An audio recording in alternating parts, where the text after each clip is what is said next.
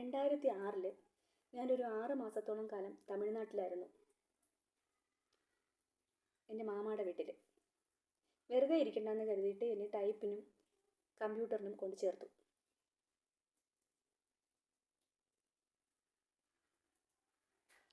ബസ്സിൽ ചെന്ന് ഇറങ്ങിയിട്ട് ഇൻസ്റ്റിറ്റ്യൂട്ടിലേക്ക് കുറച്ചു ദൂരം നടക്കണം.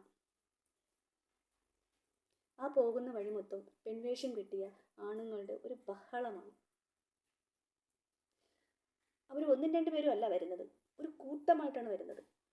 വരുന്നു, ആ ഭാഗത്തുള്ള കടകളിലൊക്കെ കയറുന്നു, പൈസ വാങ്ങുന്നു, പോകുന്നു.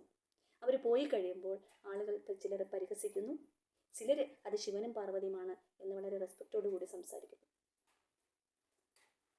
ആദ്യത്തെ ഒരാഴ്ചയോളം കാലം എനിക്ക് ഭയങ്കര പേടിയായിരുന്നു. പേടിക്കാൻ കാരണം, ഈ ഒരു കടയിൽ കയറിയിട്ട് അവിടെയുള്ളവരിങ്ങനെ തടവും. അതാണ് എൻ്റെ പേടി. ഒരാഴ്ച കഴിഞ്ഞപ്പോൾ എൻ്റെ പേടിയെല്ലാം പോയി. ഞാൻ അവിടെ മുഖത്ത് നോക്കാൻ തുടങ്ങി. ഞാൻ നോക്കുമ്പോൾ ആരുടെ കണ്ണുകളാണോ എൻ്റെ മുഖത്ത് പതിയുന്നത് അവരെ നോക്കി ഞാൻ ചിരിക്കാനും തുടങ്ങി. അപ്പോഴാണ് ഞാൻ ശ്രദ്ധിച്ചത്, അവരുടെ എല്ലാവരുടെയും മുഖത്ത് എപ്പോഴും ചിരിയാണ്.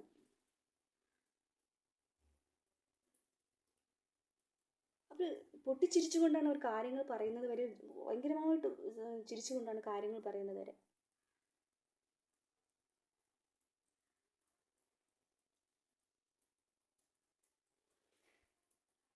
ഒരു ദിവസം ഞാൻ അവരെക്കുറിച്ച് വീട്ടിൽ ചെന്ന് സംസാരിച്ചു.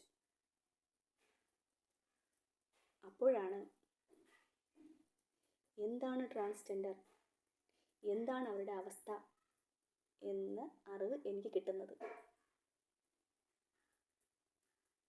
അതുവരെ ഞാൻ വിചാരിച്ചിരുന്നത് അവരുടെ ഉള്ളിൽ അത്രത്തോളം സന്തോഷമുള്ളത് കൊണ്ടാണ് അവർ ചിരിക്കുന്നത് എന്നാണ്. പക്ഷേ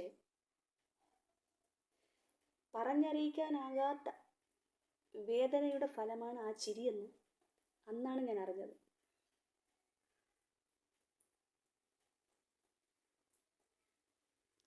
എത്ര തന്നെ ദുഃഖം നമുക്കുണ്ടെങ്കിലും നമ്മൾ ചിരിക്കണം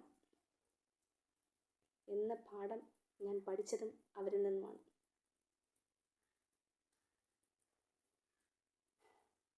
ഈ ലോകത്ത് ഏറ്റവും കൂടുതൽ ഹൃദയം കൊണ്ട് വേദനിക്കുന്ന ഒരു വിഭാഗം അവരാണ്.